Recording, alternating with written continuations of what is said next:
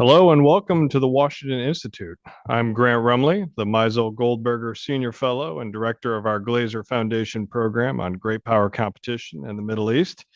Today we'll be talking about an important topic, arms sales in the Middle East.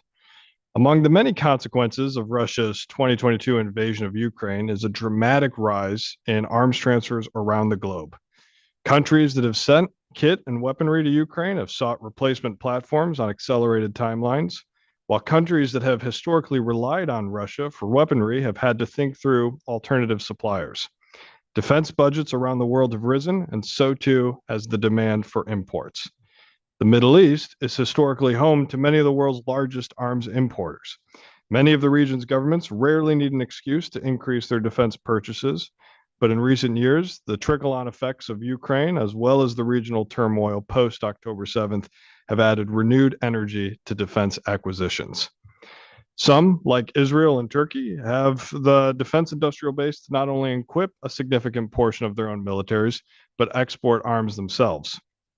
Others, like Saudi Arabia and the UAE, are looking to develop their own defense industrial bases and catch up. And still others, such as Egypt and Jordan, are heavily reliant on imports. For all of these countries, external suppliers are key. Here to examine more closely these external suppliers is a star-studded panel of experts. Sam Bendit is an advisor with CNA's Strategy, Policy, Plans, and Programs Division, where he is a member of the Russia Studies program. Sam is working on the development and use of unmanned robotic and autonomous military systems. He's also an adjunct senior fellow at the Center for New American Security, a senior associate with the CSIS Europe, Russia, and Eurasia program, and he previously worked for the National Defense University as well as the U.S. Congress.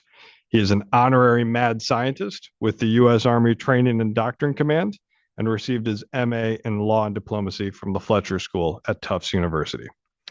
Ionela Chiaulin is a research officer at the Wilfrid Martin Center for European Studies in Brussels, where she focuses on European foreign policy, security, and defense. Previously, she was the Rethink CEE Fellow at the German Marshall Fund, as well as a security and defense researcher at the NATO Parliamentary Assembly. She was also formerly a research fellow at the European Policy Center in Brussels and a James S. Denton Transatlantic Fellow at the Center for European Policy Analysis in Washington. She holds a PhD from the National University of Political Studies and Public Administration in Romania and studied as a Fulbright scholar at the University of California, Berkeley.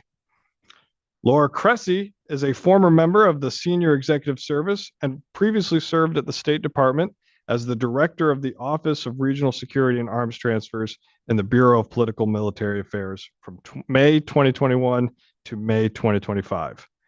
From August to November 2024, Laura was the Acting Deputy Assistant Secretary for Regional Security, managing over 100 people, executing arms trades, and $6 billion in foreign assistance.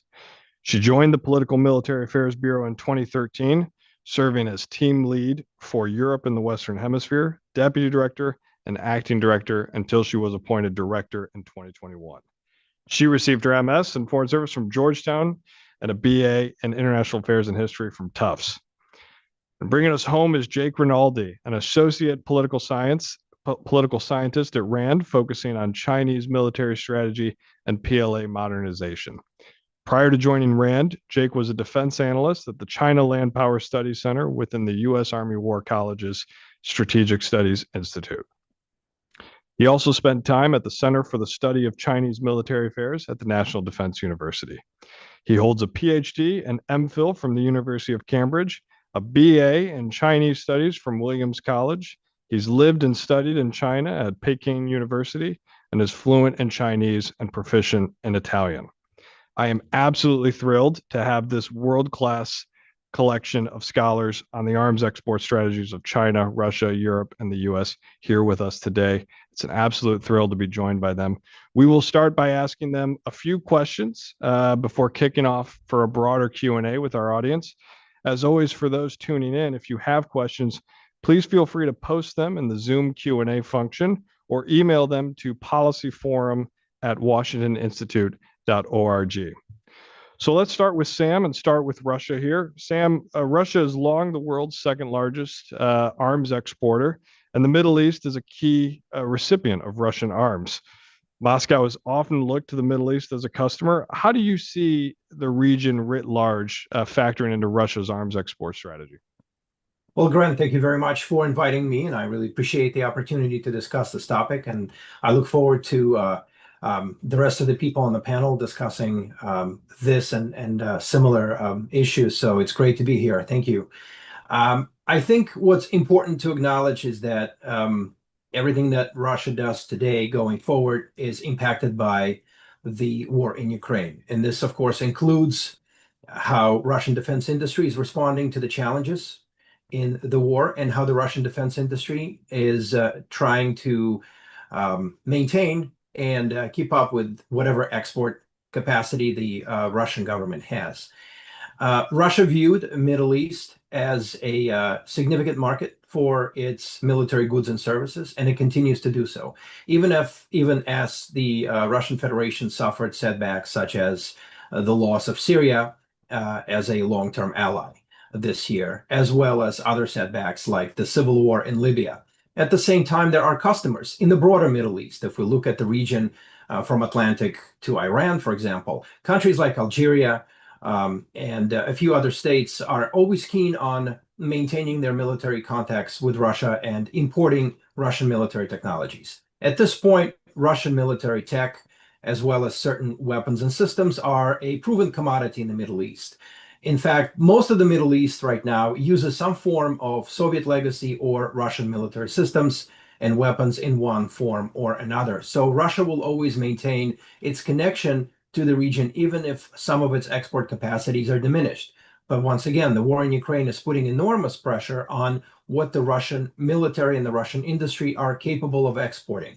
Right now, the war is obviously demanding that most of the weapons that Russia is exhibiting at certain forums in the region and elsewhere are going to the military first and foremost. And this involves land systems, it involves air systems, it involves newer systems like the UAVs. But when it comes to Russian exhibition of some of its military systems and technologies, they always put emphasis on very specific types, such as tanks, such as armored vehicles, air defense systems, and radars, as well as small arms, and now a selection of a UAV and aerial drone and other technologies. Going forward, Russia will maintain focus on the region because it will be able to sell military technologies that Russia will say are proven in combat. And of course, this includes land systems, maritime systems, and aerial systems, including air defense and radars, which are always in demand by the customers in the Middle East. Russia's relationship with some of the actors is quite complex and is still evolving, and sometimes it changes even by the month. So Russia's relationship with Iran is very much in focus right now, as both countries have exchanged military goods and services, as Iran has been absolutely instrumental in enabling Russian long-term UAV capacity. At the same time, it doesn't look like Iran is benefiting quite as much from Russians, and Russians are in no hurry to transport and transfer lots of military equipment to Iran as Iran has anticipated. Other countries like Egypt and even Algeria itself are diversifying their military equipment purchases and are also growing their domestic manufacturing capacity. All of this, of course, is cutting into Russia's ability to export to the region. However, there are a lot of wealthy customers. There are a lot of countries and militaries, as you have indicated, Grant, that have expanded and are expanding their military budgets, and therefore their acquisition going forward will include a range of military weapons and systems that Russia will most certainly be capable of providing. I'm going to quote right now a statement from former Defense Minister Sergei Shoigu, who is currently a secretary of the Russian Security Council. So this is a statement from March of this year, in which Shoigu says, and I quote, this is from the Russian state media, "Believe me, a large queue will line up for our arms after the end of the special military operation." That's the Russian short term for its war in Ukraine. And Shoigu actually said that these technologies have proven themselves in combat operations and now have been improved to quote unquote the perfection. He referred to air defense systems, strike UAVs, and combat UAVs, upgraded armored vehicles, including main battle tanks like T-90 and T-80. He also referred to S-400 and S-500 air defense systems and the Panzer surface-to-air missile systems, the equipment that is often exhibited by the Russian defense sector in the region at different forums. So what Russia is actually doing right now, it's trying to wait out the situation, and it is gearing up to increase its export capacity once it ends the war in Ukraine in one form or another. Once again, the Middle East has a lot of actors and has a lot of militaries which are keen on acquiring Russian military technology. There are decades and decades of experience with using Russian military systems, and there's no reason for some of these actors to switch to other military technologies, even as some of the countries across the broader Middle East are seeking to diversify their military acquisition. So once again, the picture is quite fluid, and Russian military and the Russian government are hoping that once the conflict in Ukraine winds up in one form or another, they will be able to step forward once again and deliver lots of military systems and equipment that they think Middle Eastern customers will want. Terrific. Thanks so much, Sam. Let's get the view from Beijing here. Jake, I wonder if we can go over to you. I think it's been, an interesting few years to look at Chinese arms exports. You've looked at this closer than anyone, and I think we've seen, not only some Chinese platforms show up in the Middle East, but elsewhere around the world. We've seen their performance. India and Pakistan, there's a lot of they're getting a lot of mileage out of that recent conflict. So I wonder, from your lens, how do you think Beijing views global arms exports writ large these days? Yeah, thank you, Grant. Thank you very much for the invitation. Lovely to be here with everyone this morning. So just a very brief comment on my methodological approach to kind of in this field of arms exports. I find it helpful to start with, influential authoritative publications from China's PME ecosystem, the Ministry for Foreign Affairs, high-level strategy documents and white papers, and starting with those strategic motivations, and then getting into kind of the CIPRI database and going case by case on what equipment is being sold instead of the other way around, right? That research has really revealed that one of the top of the priority list for Beijing, at least, is really to protect its varied economic interests, first of all, right?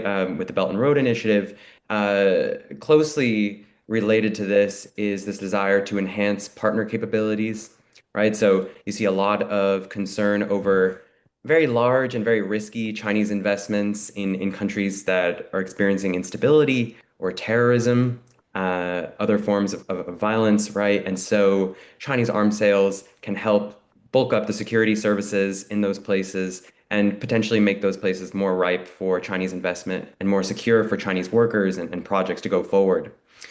There's also a very, very important influence operation aspect to Chinese arms sales. So um, China had a very interesting experience with Soviet military assistance when the PRC was stood up, where they received lots and lots of military assistance, lots and lots of Soviet advisors, and that influenced China's kind of doctrinal development and operational art for decades. And so Chinese analysts have noted this and said, okay, well, we can use arms sales not only to make kind of those short-term relationship building efforts in places where the military is in charge, right? But also to influence the way these militaries will perform and act going forward, right? And the Chinese also talk about using this sort of influence dimension to create a pro-China bloc, right, in these sorts of places. Then obviously going down this hierarchy, economic dimension is still very, very important. It was more so when Deng Xiaoping started the reform and opening up of China, and when kind of the state capitalist model began to kick off, right? These very large Chinese SOEs were now, needing to turn a profit. That was not all free military assistance. And so, for instance, very, very early, Saudi missile deal to sell the DF3 to the Saudis was like a huge proportion of China's external revenue, right? So that economic incentive was certainly there historically and certainly plays a role in the present. The Chinese talk about kind of turning a profit as subsidizing a massive R&D budget, right? China pours tons of money into R&D in its defense enterprises, right? And then finally, there is a note on kind of technology transfers, not only from China to other places, which I'm sure we'll get into when we're talking about case studies in the Middle East and elsewhere, but also from other places to China, right? So the EU released a report earlier this year on Russia and China co-producing the Iranian Shahed drone in Xinjiang, right? So think about that nexus there. We were talking about an Iranian design, which was given to Russia and is now being co-produced in China, right? And most Russian drones have a majority Chinese inputs in them, right? So it's just the nexus there is very, very important when you're talking about authoritarian collusion. And so that's an important dimension of when we're talking about our current time. The last thing I'll say is when we're talking about the Russia-Ukraine war, Russia, as Sam said, is moving a lot of its kit to the front, which makes a lot of sense. And I see China posed to really take advantage of this dynamic. China, historically, after the fall of the Soviet Union, was ramping up production of Soviet legacy systems to continue and to take up that market, right? Chinese analyst reports and publications from SOEs talk a lot about, what niche markets can we exploit? Where can we make the most impact? What is the budget of these countries? What are their needs? How do we target this package to these individual countries? And I think China is very well posed to take advantage of whatever gaps are being left by the Russians, both in the Middle East and beyond. So looking forward to the conversation. Thanks so much, Jake. Let's move on to Europe here. I think it's not an understatement to say we're seeing some pretty seismic shifts in the European defense landscape post 2022. There was a Financial Times article just this week about European defense firms tripling in size and shifting to a war footing. Ionela, you've worked on this issue in NATO. You've watched this incredibly closely. I mean, how do you see broadly the European defense strategy moving forward, and what role do arms exports play in that strategy? Thank you very much, Grant, for the invitation. Happy to be here and happy to provide some insights on how the Europeans are seeing all these developments. Well, on one side, what we are seeing is that we are seeing several shifts in the culture and political mentality of Europeans. So on one side, we understand that we are facing the most severe security crisis since the Second World War, which actually brought a lot of political initiative in changing the classical paradigm where Europeans were waiting for our partners, the United States, to provide the security umbrella for us. So we are now in a moment of shifting towards strategic responsibility, being capable to do more for ourselves, but also for Ukraine. This is something that also the Trump administration is demanding from us. This is something that we are trying to provide. This is something that we took the commitment at the NATO summit in the Netherlands a couple of months ago.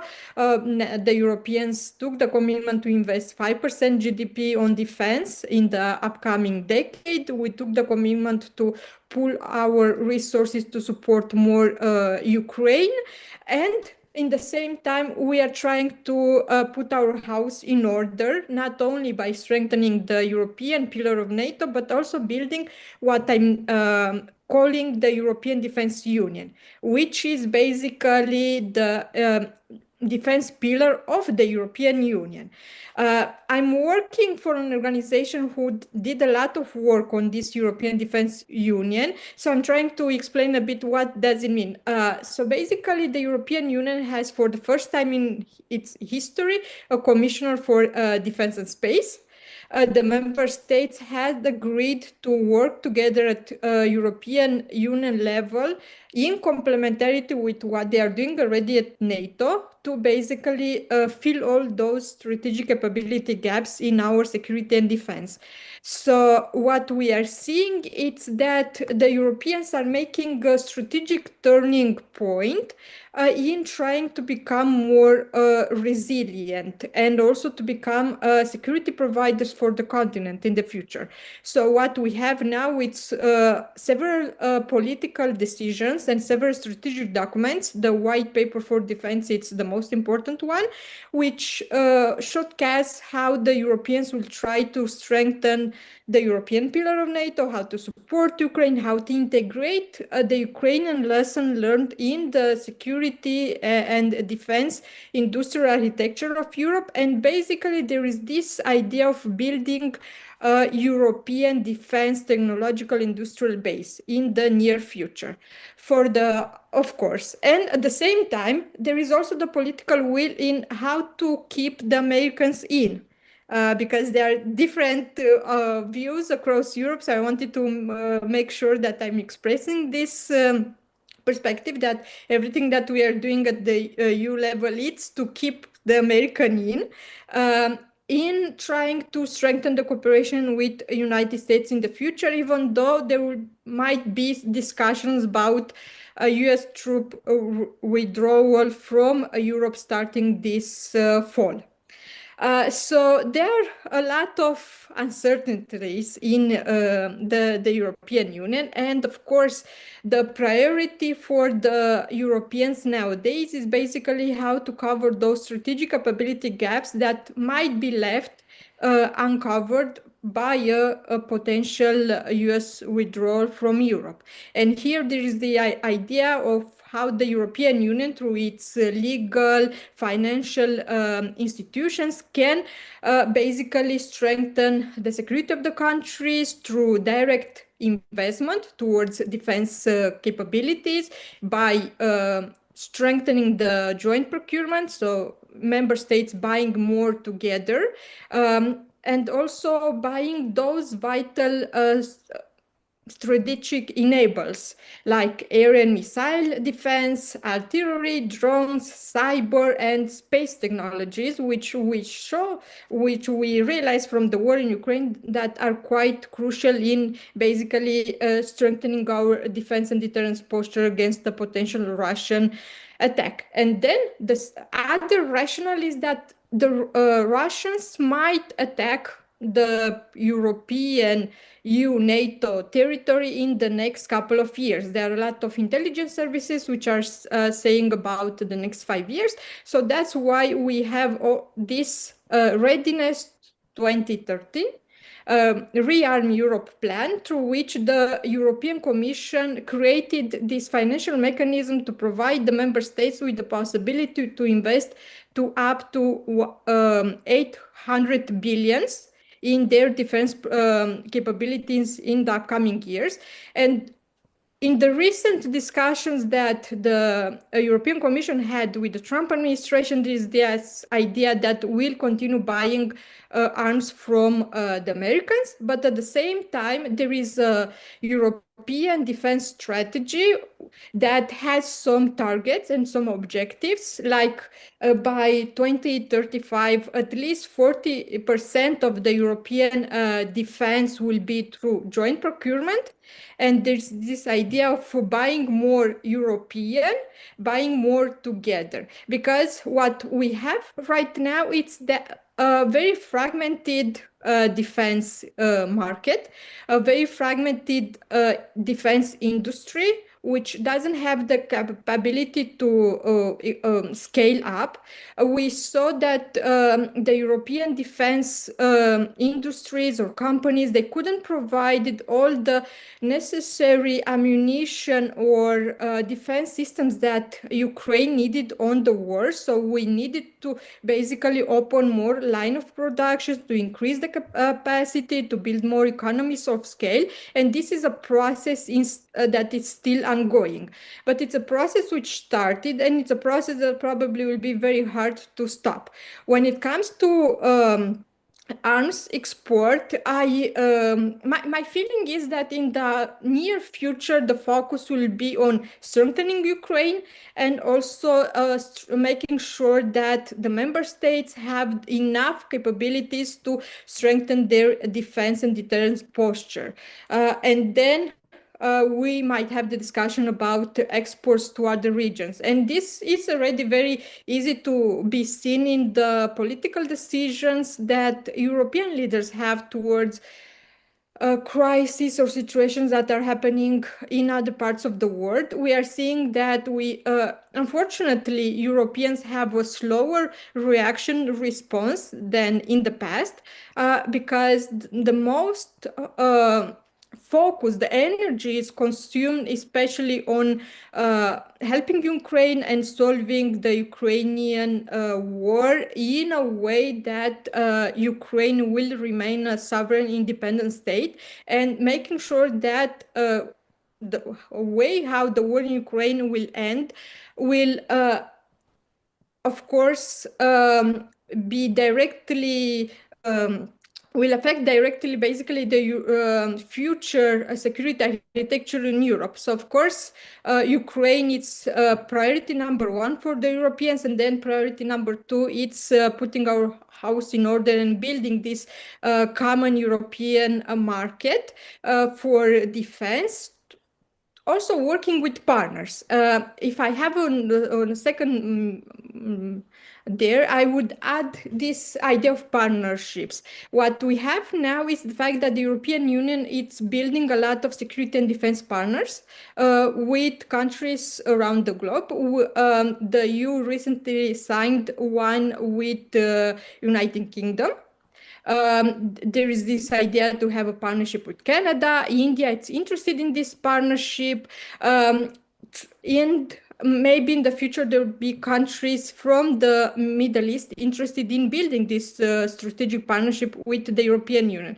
This partnership gives those partner countries the possibility to be involved in all these defense industrial joint procurement projects. And for example, I'll give the case of Turkey, which is a candidate country to the European Union, even though the process is blocked. But being a candidate country to the European Union, they have now the possibility to be part of these joint procurement initiatives of the European Union, and will have probably in the future Turkish companies working with various European companies on building a common defense system. So this is something that it's new. This is something that it's currently in development, and this is something that it's also a paradigm change in Europe, because for the past couple of years the Turkish European Union relations were quite in a dire situation, but now we are seeing a rekindling of the relationship. Thanks so much, Ionela. I really appreciate that. Laura, it wouldn't be a DC event if we didn't spend some time talking about US policy. And there are very few folks who have your type of expertise and experience working on US arms transfers and security assistance. You've worked across administrations. You've worked at the State Department at a time when sales have jumped to unprecedented levels post-Ukraine in terms of arms sales. And so, I wonder from your perch, when you see the evolution of the past few years and where we are at the start of the second Trump administration, I mean, how do you see the U.S. conventional arms transfer policy writ large shaping up these days? Great, thanks, Grant. Appreciate the invite to talk, and really appreciate the perspectives and comments of my fellow panelists. So the conventional arms transfer policy, or the CAT policy, as we call it, for those of you who might not be steeped in that lore, it is the overall guidance that the U.S. government has that enables or provides a number, more than a dozen criteria for policymakers to take into account when they're adjudicating arms transfers, whether that's in the foreign military sales system, direct commercial sales. In the Trump administration, the first couple months of the Trump administration, they repealed the Biden administration's cap policy and returned to the cap policy that was adopted under Trump 43. And so what that did is it decreased the focus on civilian harm and humanitarian issues.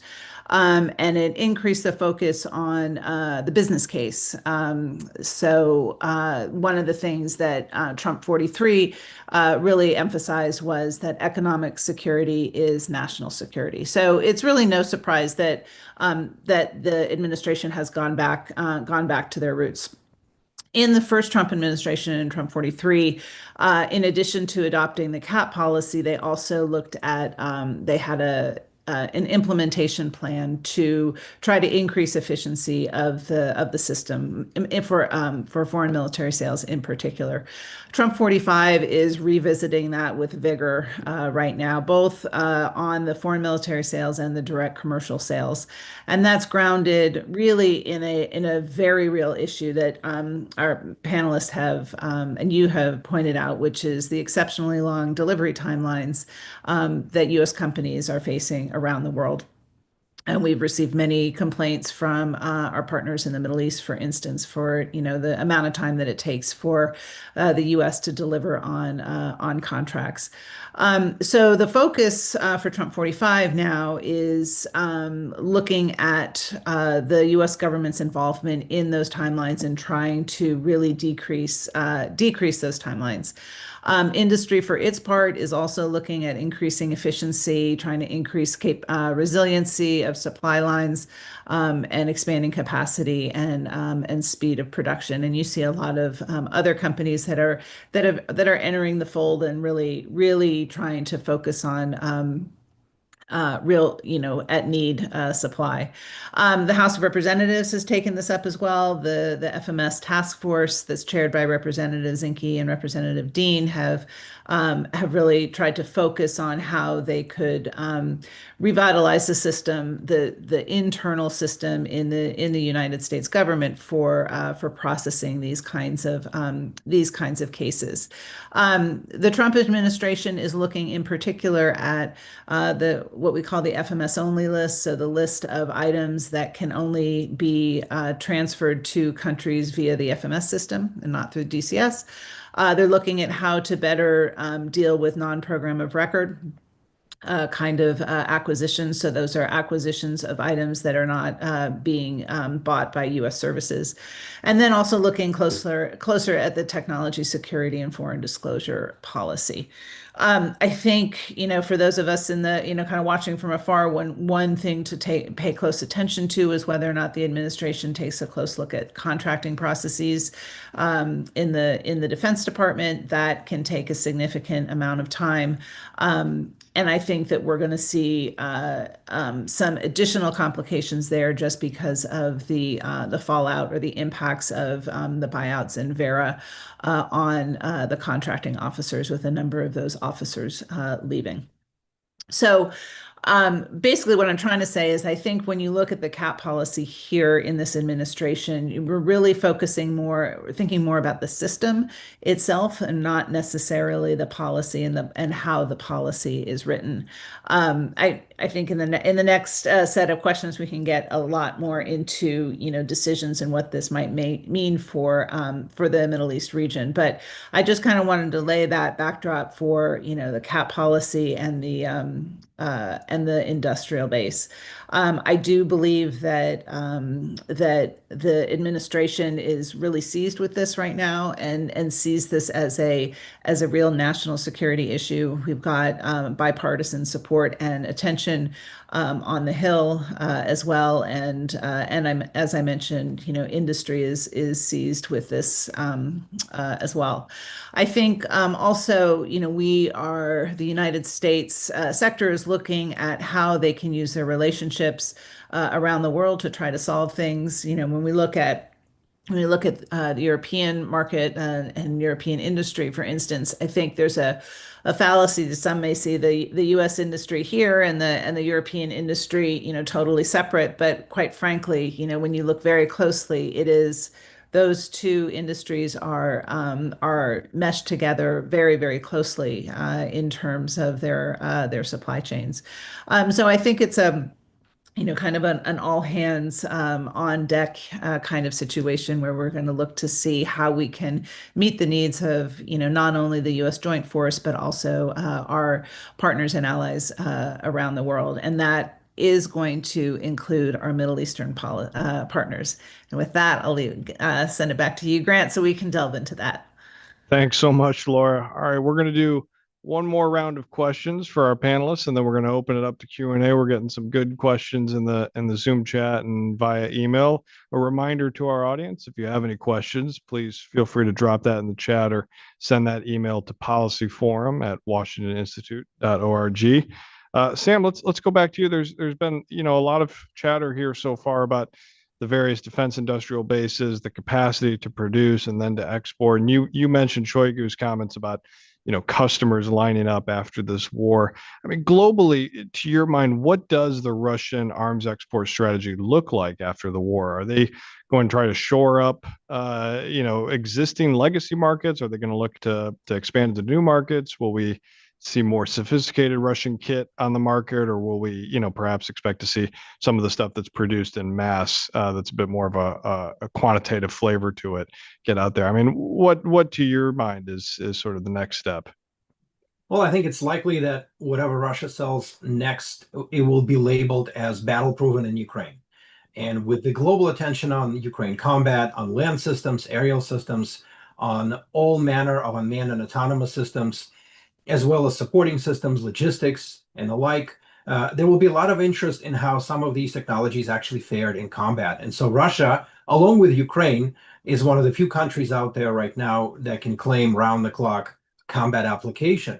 And so a lot of Russian systems, especially UAVs, intelligence, surveillance, and reconnaissance platforms, tactical platforms, long-range and mid-range loitering munitions, those systems are going to be essentially marketed as battle proven. And there's a lot of actors, including in the Middle East and around the world, that will be interested in purchasing, acquiring, or at least striking up a relationship with the Russian defense sector that has fought for years and whose systems are actually fielded in the war. Of course, for Russia, it isn't just about selling military hardware. Every military export capability and capacity is also an opportunity to forge political relationships.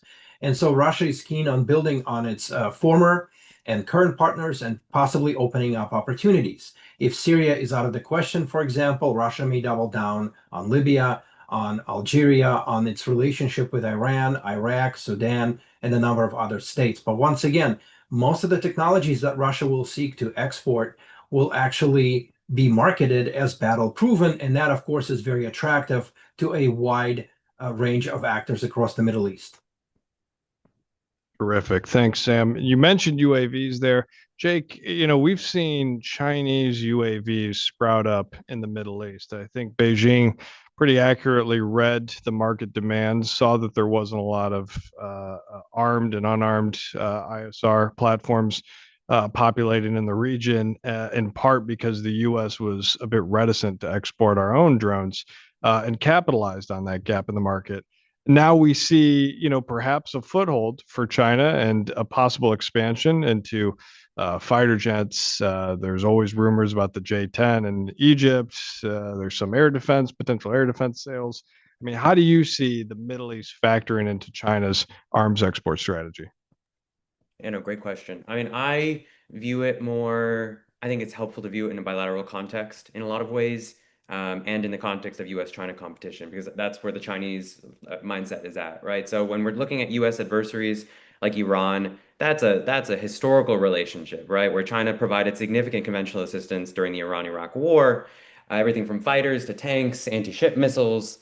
As we see historically growing kind of suspicion and skepticism over that relationship, the Chinese, with a similar playing book to North Korea, I'll add, switched more to dual use and technology transfers, right? So assisting with naval and aviation technology, helping the Iranians set up their Nasser anti-ship missile production lines, And then very, very significantly, the Beidou, China's GPS equivalent, providing that to Iran, both civilian and military applications of that. And that is something to watch because, as Iran starts absorbing some of the lessons from its conflict this year, right? Targeting and kind of that GPS integration will be very, very important for it to consider. So that's U.S. adversaries. Then our frenemies or our partners in the region, like Saudi Arabia, right? That's also significant. Chinese historical contributions to the Saudi ballistic missile program, super understudied, super important, right? With strategic implications. The Chinese recently helped them set up a production line for their indigenous UAV, armed UAV. And so, thinking about what sort of leverage the Chinese have over Saudi Arabia in the context of a future global conflict, thinking about where the Chinese mindset is at in terms of energy security and trying to bolster that relationship with Saudi Arabia. That's a very important consideration. And then, of course, what sort of leverage or wedge could China drive between the US and Saudi Arabia? And then there's some mixed record on our allies in the region, US allies, right? So Jordan, China has had some very unsuccessful infrastructure kind of start and go projects in Jordan with the BRI. But Jordan has recently got their delivery of SR-5, this modular multiple rocket launcher system from the Chinese armored personnel carriers. And so we cannot kind of take for granted our relationships with allies in the region as well. So I think that US-China competition is very, very relevant here, and looking at it through that bilateral relationship of where the Chinese are at with another country and what sort of strategic aims they're hoping to achieve. Last comment is mainly on kind of the medium to longer term implications here. I'll just remind the audience that, whatever arms transfers we're seeing now, particularly with US adversaries, it will be influential for decades, right? So the missiles that Iran was buying from the Chinese decades ago are now in the hands of Iranian proxies, right? Or kind of the Iranians who created their own indigenous production lines of a Chinese missile have given those to their own proxies, right? So making sure we're not underestimating kind of the influence of these sorts of transfers in a historical framework and really taking that strategic mindset of which ones do we need to nip in the butt that will kind of come back to bite us down the line. And so I think that's highly relevant when we're talking about the Middle East. It's such a good point, Jake, and such a good comment, writ large on arms transfers. I mean, who a country sources its military equipment from says a lot about who it trusts and steers a lot of that geopolitical relationship far, far down the road beyond just what the transaction is. So thank you for flagging that. Nella, I wonder if we could go to Europe here. I think the Europe defense Middle East relations of the past few years have been a bit turbulent, to say the least. There's been arms blockades. There's been efforts to include or exclude some of the region's big spenders and some of the joint initiatives that you covered off the top there. I wonder, you did mention that the European defense focus is likely to be, rebuilding its stockpile, flowing support to Ukraine, and potentially looking at arms sales as a source of revenue there to help with those efforts. One competitive advantage that a lot of these big spenders in the Middle East have is that they have the capital and they can help with some of that. So how do, to your mind, I'm asking you to paint, a big picture here and cover a lot of different defense industries. So you have a Herculean task here, but, in general, how do you see sort of the European defense landscape looking at collaboration, cooperation with the Middle East in terms of achieving these goals? Well, this is a very complicated question, but let's try to give a simple answer to it if possible. So we know by now that the EU member states, taken together, represent the world's second largest arms exporter after the United States. But also, we know that the European arms export policy is poorly coordinated. We have a current arms export framework of the European Union known as the Common Position, which was adopted in 2008 and it was revisioned actually at the beginning of this year, which outlines 8 criteria for evaluating export licenses, including requirement to ensure that the recipient country of those defense systems from Europe are respecting the international humanitarian law. However, because defense it's usually a matter of national sovereignty, and there are a lot of political frictions about Brussels and the capitals, these rules are neither implemented nor enforced at the EU level. So basically, this creates a lack of cohesion, which sometimes it's undermining the EU credibility as a value-driven actor, and it's usually also weakening the European Union ability to influence behavior in the Middle East, for example, when we are discussing about the EU policy. Because, as you also quite correctly pointed out, the member states usually have different perceptions and they are driven by different political, economical, or industrial priorities when it's coming to the Middle East. And such divisions have weakened the Europeans' capacity to resolve conflicts in the region or shape the behavior of these partners in the region. Well, now that we are starting to build this European defense policy, I'm optimistic that maybe in the future we will also be able to solve this issue, to build a common European arms export policy that all the member states will try to respect and enforce. In the mid-term and near future, I don't foresee a substantial change in how the Europeans will interact with the Middle East or the countries there. I don't see any changes in arms exports towards the region because when we'll speak about the European Union, we have to keep into account that there are 27 member states. So usually the European Union position is the lowest common denominator among the member states. And usually it's a mix between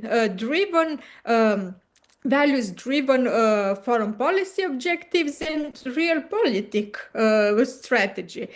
So what I believe that will happen is that member states will continue to push with their national positions based on different strategic partnerships which they have with the countries from the region or their foreign policy positioning towards the Middle East in trying to basically obtain their national objectives towards the region.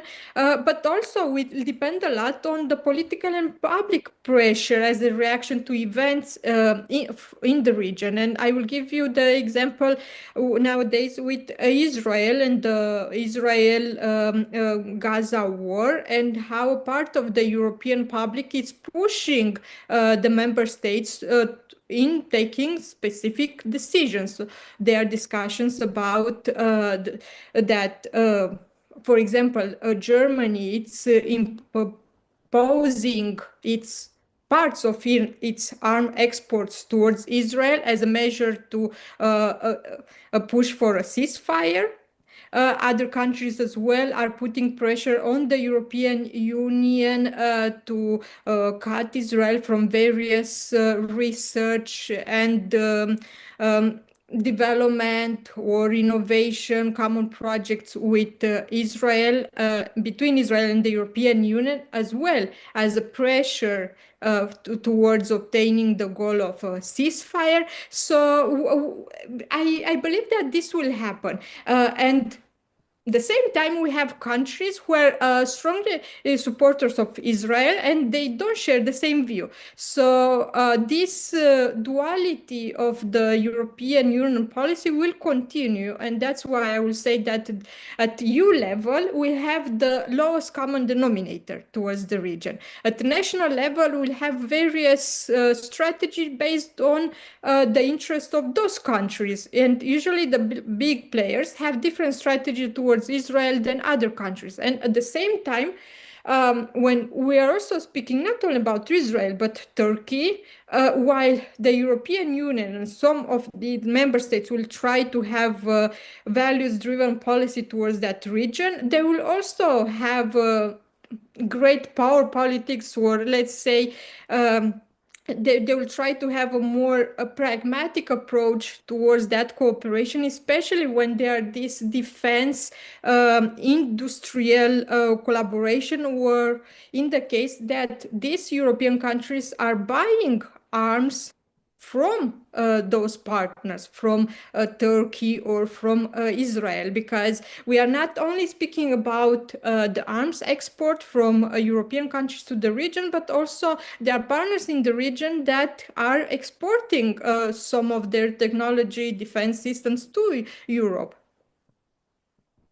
Terrific. Thank you so much. And Laura, just to go back to the U.S. perspective here, I mean, President Trump's first overseas trip or official overseas trip of the second term was to the Middle East, and what came with that was a large amount of big dollar arms sales and transactions. I mean, how do you see the Middle East playing out in terms of arms sales and transfers in the second administration? It was certainly a key facet of the first term, and certainly one that played into a lot of the administration's overall foreign policy goals. Do you see that trend continuing in the second term? Yeah, I think short answer is yes, but I'll go into a little bit more detail and talk about some policy flags that I think would be useful for people to kind of keep in mind as they're trying to test the waters here and see where the United States might go.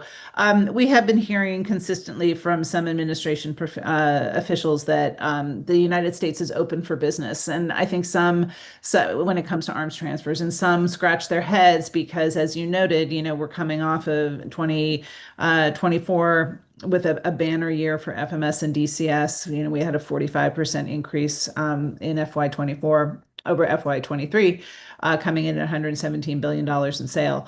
But I think what this phrase really is alluding to is that the United States, this administration is open and eager to work with partners who's procuring from us in the past. And specifically, you can look at the Middle East here. And several countries in the Middle East are really very eager to procure the most advanced systems from us, whether fighters, missiles, precision guided munitions, air defense, et cetera. I do think that the president's trip to Saudi, UAE, and Qatar rather bluntly foreshadowed where this administration is going to be. When you look at the investment numbers, they were eye-watering.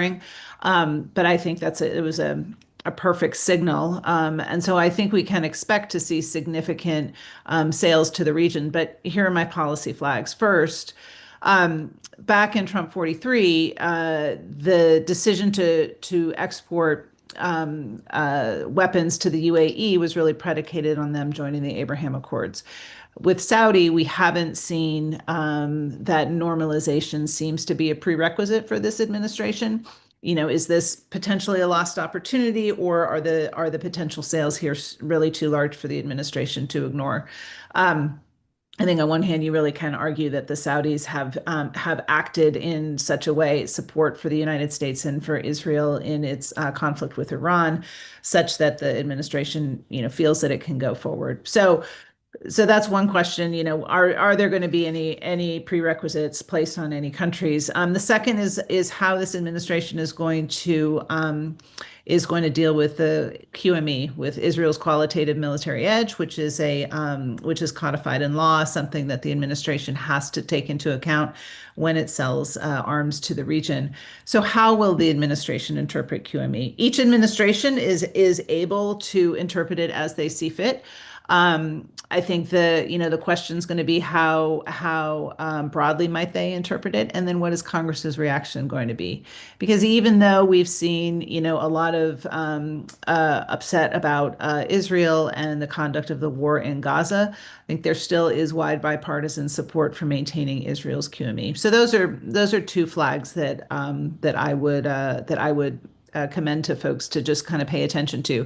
And then one other one is just, is the Trump administration going to continue what it started in the first administration with the MTCR and really trying to liberalize the U.S. interpretation of the MTCR to enable the United States to sell more UAVs and other kinds of UAV related things to more broadly.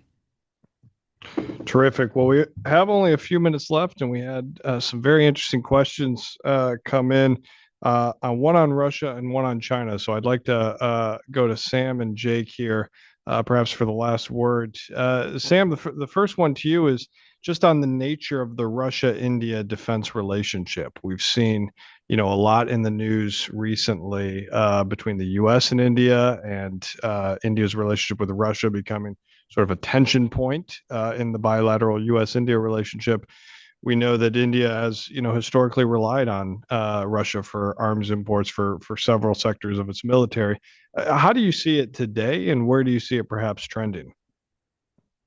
Well, I think it's a great question. Russia-India relationship is probably framed within the context of several overlapping bilateral and multilateral cooperative agreements, including the BRICS, the organization that was championed by Russia to include China, India, South Africa, Brazil, and now a number of new states which are joining this organization that is supposed to be positioned as a counterbalance to the larger Western world and Western influence. And within the BRICS format, there's a lot of bilateral economic cooperative agreements. There's a lot of high-tech and other type of technical cooperation between Russia and India proper. Some of it has taken a while to take off, but all of that is sort of still there on the table. And as you have indicated, India has been a long-term recipient of Russian military hardware, and that is unlikely to stop because of Indian military's relationship with and dependence on Russian military tech and Russian military imports. So while today this is a sticking point, that's probably not going to be the case next year or even after that. Russia has proven resilient in forging all kinds of bilateral relationships based on military technology exchange with a number of partners, and Russia very much values its bilateral relationship with India and India's current standing in the larger political world. Terrific. Thanks, Sam. Jake, over to you. One of the things you brought up among the many motivations for China exporting arms is the sense of sort of creating a pro-China bloc, as you said. And I think, it'd be interesting to sort of peel that back a little bit and see what you mean exactly, or what that looks like. I think, especially for those of us who've worked security cooperation in the Middle East, we look at the U.S. defense relationship with our partners in the region and see, interoperability, access basing overflight, sort of a general pro-U.S. bloc. And you look to that as sort of a foundation of our bilateral defense ties with these countries. I think if China were to start to try to replicate that, I think that would add even more alarm bells ringing in DC. And so I wonder, to your mind, what does that look like from Beijing's perspective? Is it interoperability? Is it getting more market access? Is it boxing out other competitors? What does that look like? Yeah, no, it's a great question. So no, the Chinese don't approach alliances or partnerships in the same way at all as the US. When it comes to questions on interoperability, look at Chinese participation in Russian military region level exercises, right? And a lot of what they're doing is deconfliction, making sure if Russian forces are operating in an adjacent kind of area, they're not firing on one another, right? I don't want to undersell because it's something that we have to be monitoring at all times. And there are instances where China is working with other partners in Southeast Asia, and they're working on the same joint command system, or they're giving partners Chinese weapons and training them in the use of those weapons, and then there's Chinese officers commanding those joint formations. So there's I would say interoperability is something that we have to watch and monitor, but not something that's overly concerning right now. On the arms sale front, when I say pro-China bloc, it's more so like I frame it as an influence operation, right? Because we want, from the Chinese point of view, you want to kind of curry the favor of political and military leadership in particularly the global South, right? And the Chinese analysts specifically point out and say this strategy is especially effective where the military is in charge, which is in a lot of places, right? And so the Chinese see this working in their favor as a part of a kind of a three warfares campaign, or in a conflict scenario, they see these relationships and these pro-China blocs as being able to shape global public opinion, right? Pressure their adversaries in those conflicts to stop fighting, essentially, right? And to create enough pressure on their adversary to influence the course of that war, right? Whether to drive negotiations, drive termination of the war. And so it's very much so political warfare rather than let me train people up so that we can be interoperable and fight together.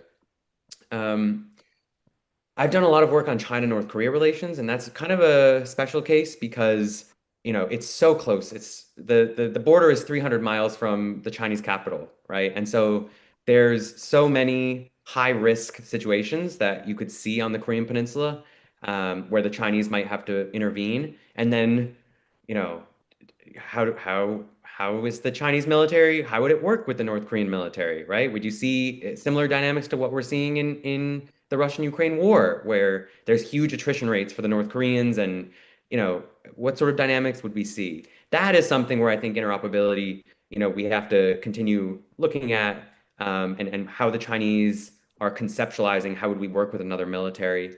But otherwise, when we're talking about a global reach, the Chinese are very much so invested in kind of rapid deployment, right? So not necessarily let's have permanent facilities, although there are indications that China would like to build up more global bases, but more how can we get our forces somewhere quickly, right? And then and being able to have the logistics and the supplies, facilities in strategic areas to be able to facilitate that rapid deployment.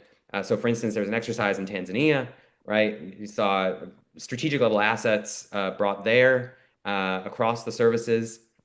And then one of the naval ships stopped in a port, I believe in Sri Lanka, right, to repair, right? And so that sort of demonstrates how China sees working with other nations, building these pro-China blocs, kind of overlapping with work happening on the BRI and also the International Liaison Department of the CCP when we're trying to build party-to-party relationships in these countries, military-to-military relations with these countries, and then use those in a way that that Beijing sees as feasible, right? So that's kind of a smattering of and arms play a role in that, but it's much bigger is what I'm trying to express, right? So placing it in the context of the Chinese kind of strategic mindset is very, very important. Outstanding. Thanks a ton, Jake. I really appreciate that. And I want to say thank you to all of our panelists, Jake, Laura, Sam, Ionella. This was a fantastic, amazing discussion on the arms transfer strategies of the U.S., Russia, China, the European Union, and how the Middle East factors into that. I really learned a lot. I really appreciate you all taking the time. And thank you to the audience as well for tuning in today. I hope you learned a lot. I hope you had fun here. Please keep an eye on the WashingtonInstitute.org for future work on these important topics. And until next time, this has been an Institute Policy Forum. Thank you.